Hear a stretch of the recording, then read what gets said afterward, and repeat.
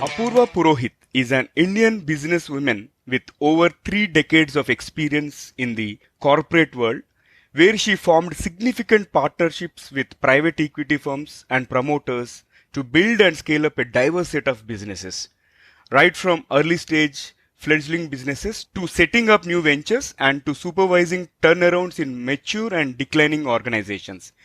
She is also an independent director at Mindtree Limited, L&T Technology Services Limited, and Navin Florin International Limited. Apurva has recently launched Azol Ventures Private Limited, a consumer products company which aims to create a market for traditional food items made by self-help groups and micro entrepreneurs.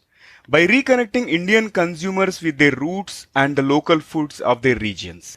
Apurva has also been a leading voice in the Indian business landscape, advocating gender diversity, what ails it, and what organizations and leaders can do to improve this critical imperative. She is also the author of the two national best-selling books, Lady, You Are Not a Man, The Adventures of a Woman at Work, and Lady, You Are the Boss. Through her books, Apurva aims to empower women and encourage them to achieve their full potential. Over the years, Apurva has won multiple business awards and has been named as one of the most powerful women in business as per the India Today group and Fortune India over several years. In fact, she was recently awarded the Distinguished Alumni Award from IIM Bangalore in 2022. Apurva is a science graduate and has completed her PGDM from IIM Bangalore. She was a state level hockey player and played for Tamil Nadu State as well as Tamil Nadu University. Such an inspiring journey and an incredible profile. In today's episode, let's chat with Apurva Purohit.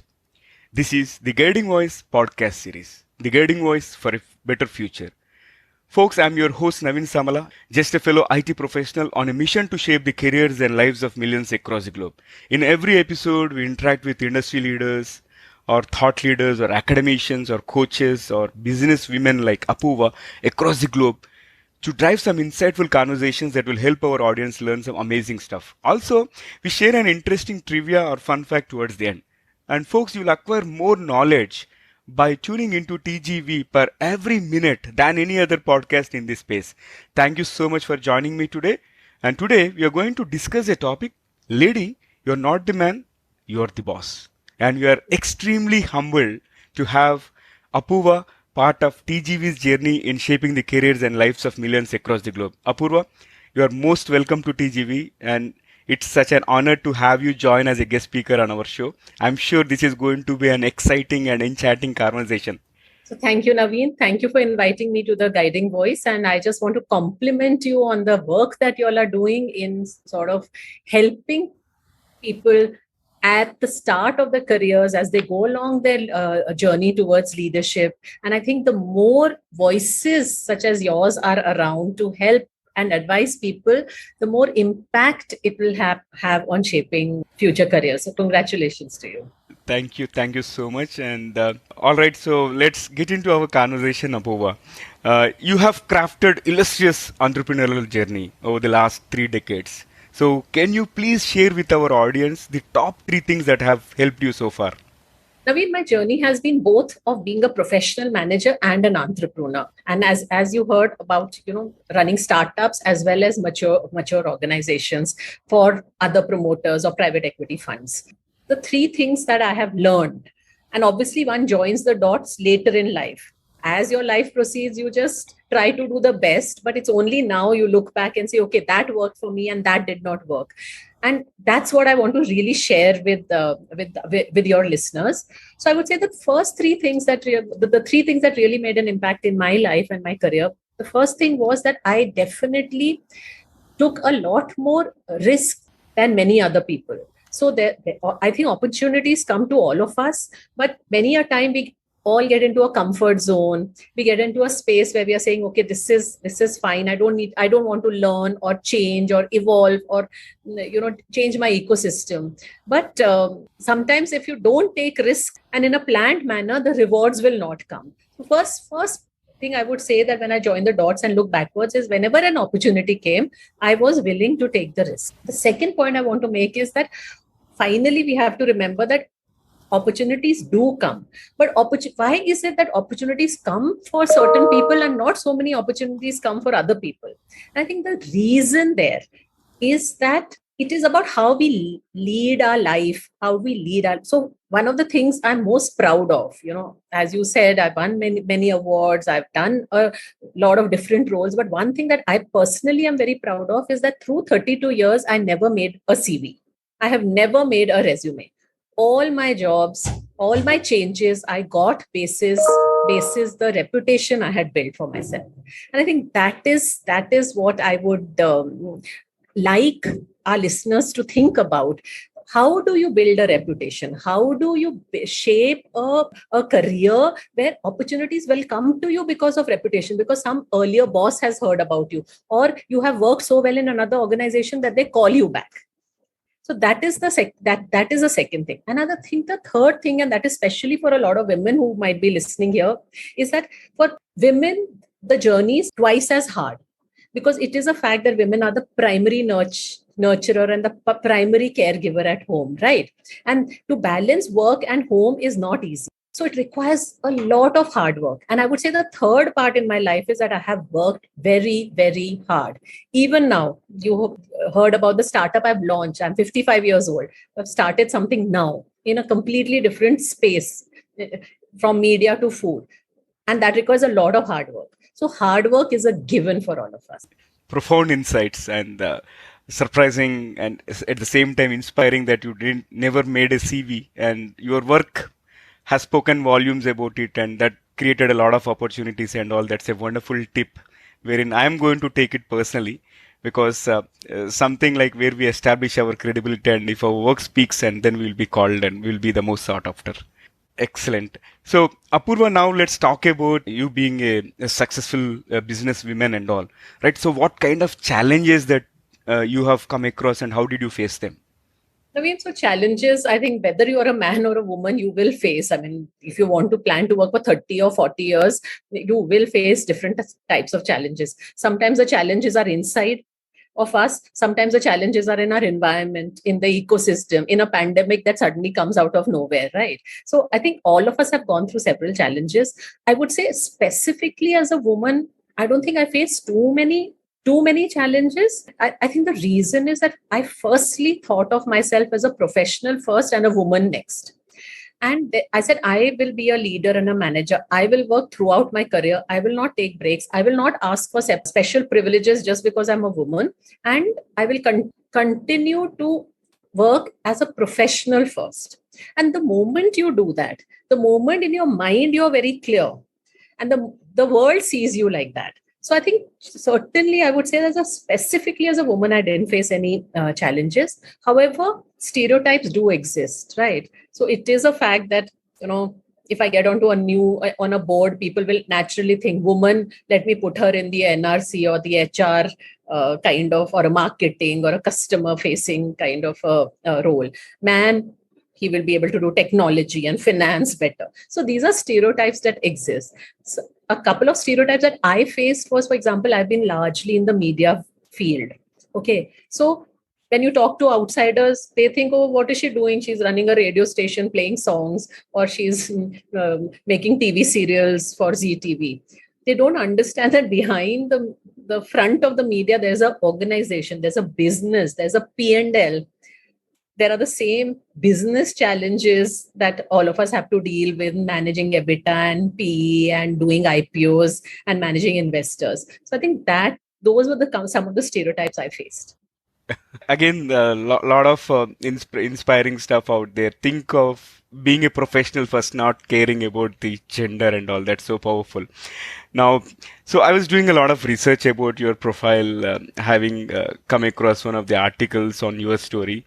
And later on, I found one of the most profound quotes which you said, priorities need to change at different stages of our life if we really want to grow and evolve. From this perspective, how should somebody prioritize things at various stages of your life?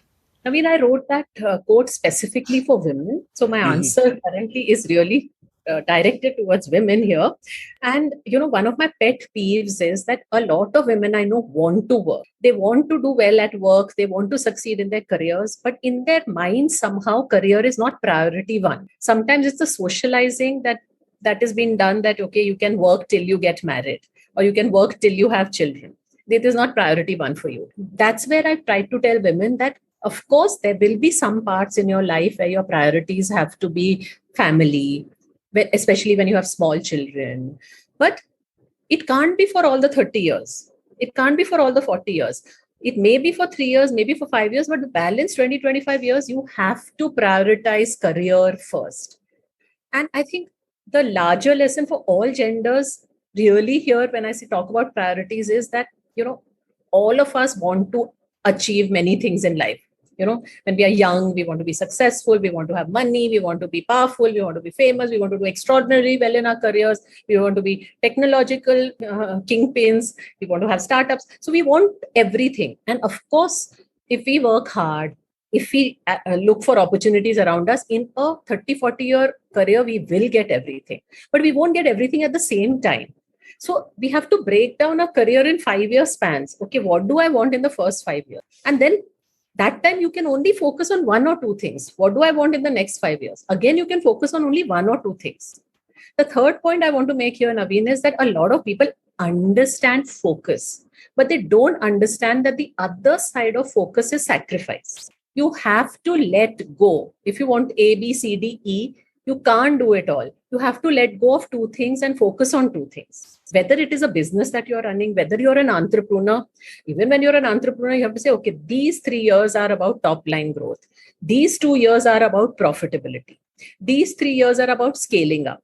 I think, and when you're saying scaling up is a priority, something else has to be sacrificed. When profitability is priority, top line may have to be sacrificed. But those sacrifices people are not willing to make. Awesome.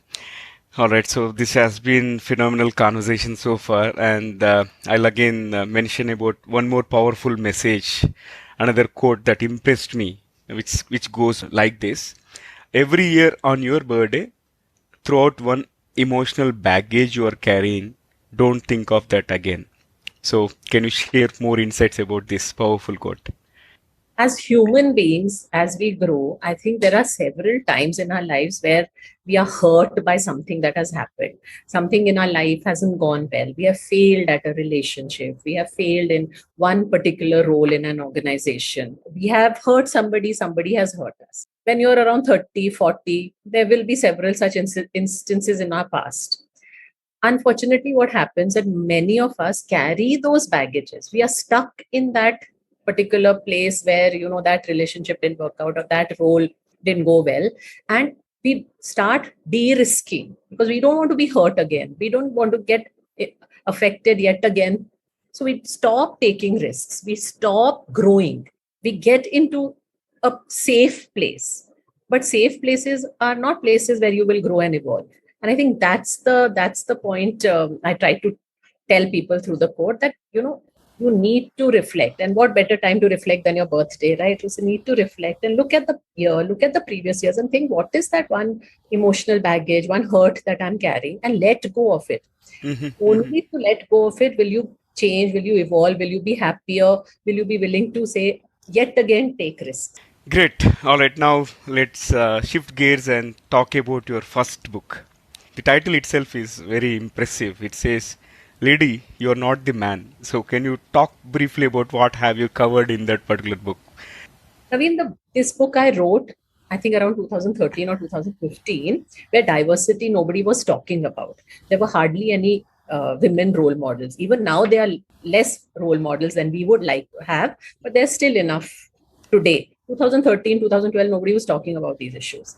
And I realized that the new generation of women who were wanting to work or who were coming in into the corporate world, they wanted to do both. They wanted to have a successful career. They wanted to have a successful family life. They didn't want to compromise or let go of one for the other, which was the right attitude. But they couldn't see many role models around themselves, right? So I started doing a lot of talks, just as you started your podcast, your talks initially.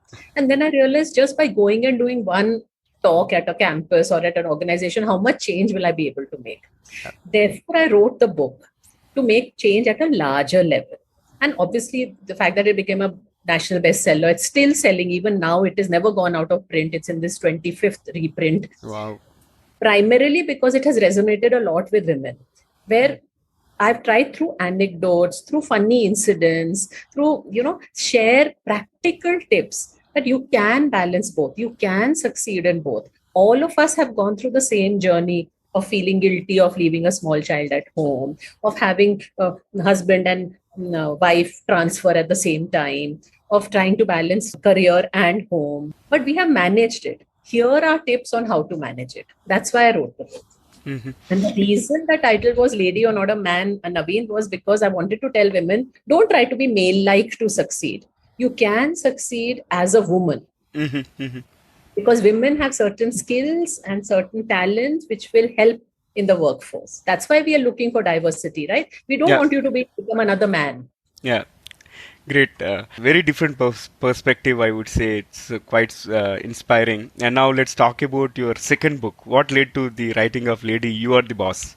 So my second book, Lady or the Boss, I wrote a few years later. Mm-hmm. And at that stage, again, that was very contextual. I realized that, yes, there were women coming into the workforce. Many women were staying back and wanting to succeed, but then they were reaching a certain middle management level and not growing beyond that.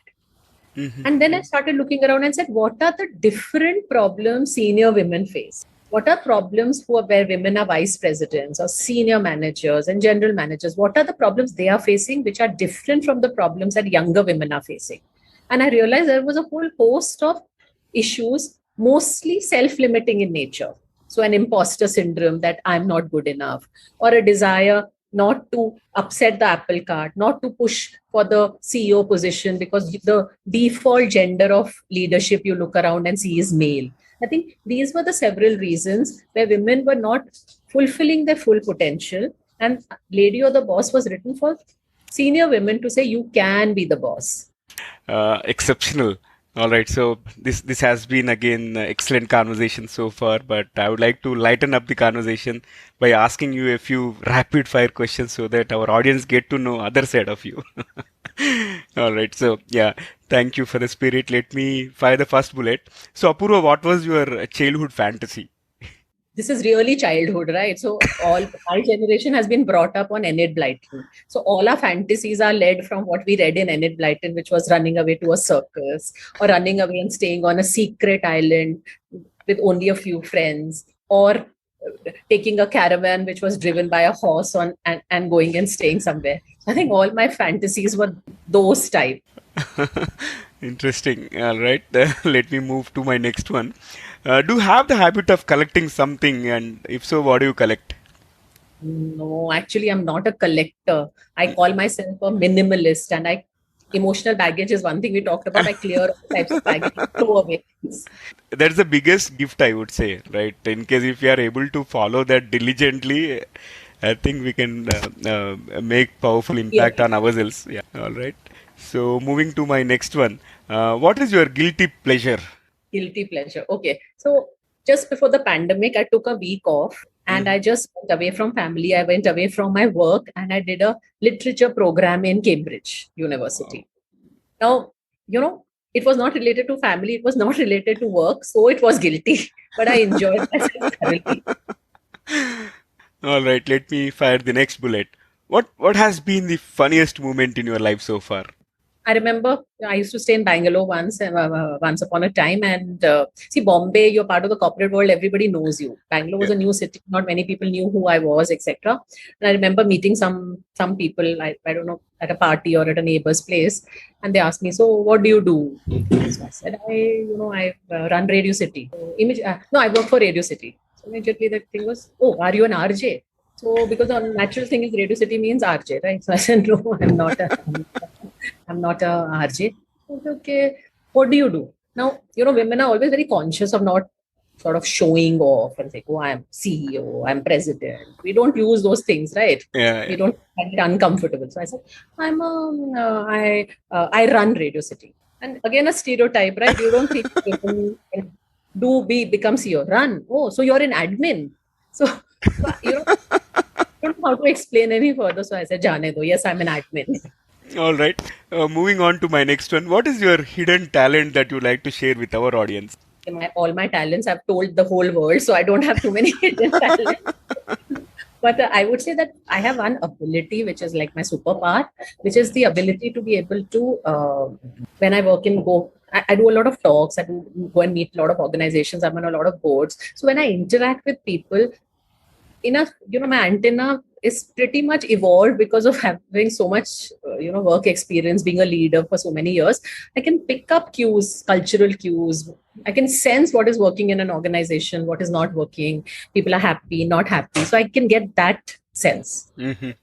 All right. So moving on to my last bullet out of the rapid fire. What is one electronic gadget that you would like to see or invent yourself? I'm not an inventor, but I would definitely like to see very, very fast one of those drones which can pick up people and transport them from one place to another quickly, so that we can get out of all these traffic jams, etc., that are coming back in our life now.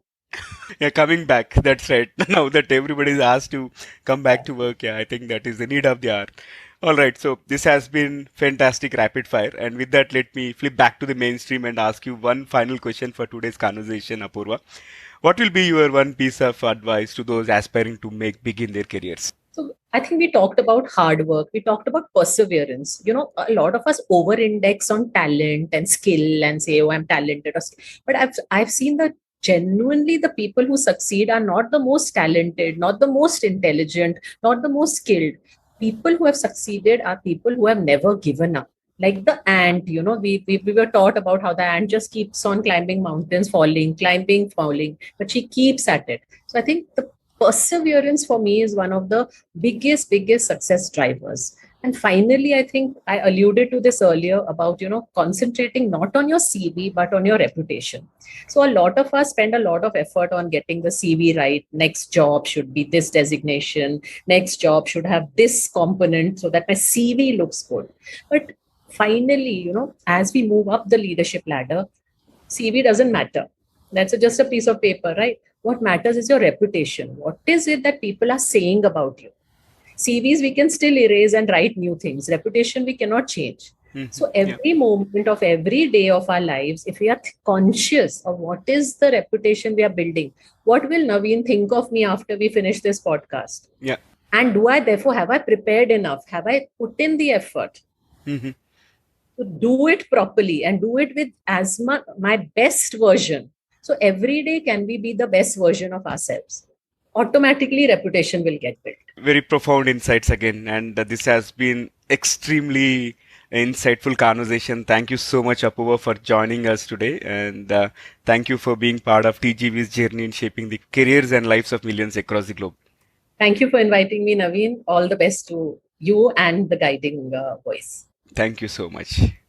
All right, so folks, before we move into the trivia section, here is a small request to you. In case if you haven't subscribed to us, please subscribe from the app where you have tuned in from so that you will be notified about all the future episodes. Also, if you have enjoyed this conversation just like I did, and if you found it useful, request you to share with at least 3 of your friends or colleagues who can benefit from the guiding voice. Because your friends will learn new stuff like you, and we will gain a few new subscribers. Thank you so much in advance. And in addition to that, I would also look forward to hear your feedback on the episode, and also love to read your comments on social media or YouTube channel. Also, you may share some successful stories about powerful women leaders like Apurva who has inspired you. Alright, now let's cruise into the trivia segment of today's episode. And today's trivia is about Barbie doll. And folks, do you know what is the original name of the famous toy Barbie? It is Barbara Millicent Roberts. Interesting, isn't it? That's all for today. Thank you so much for joining me. I'm your host Naveen Samala, a fellow IT professional and a passionate learner on a mission to make a difference in the lives of millions across the globe. Until next time, bye-bye.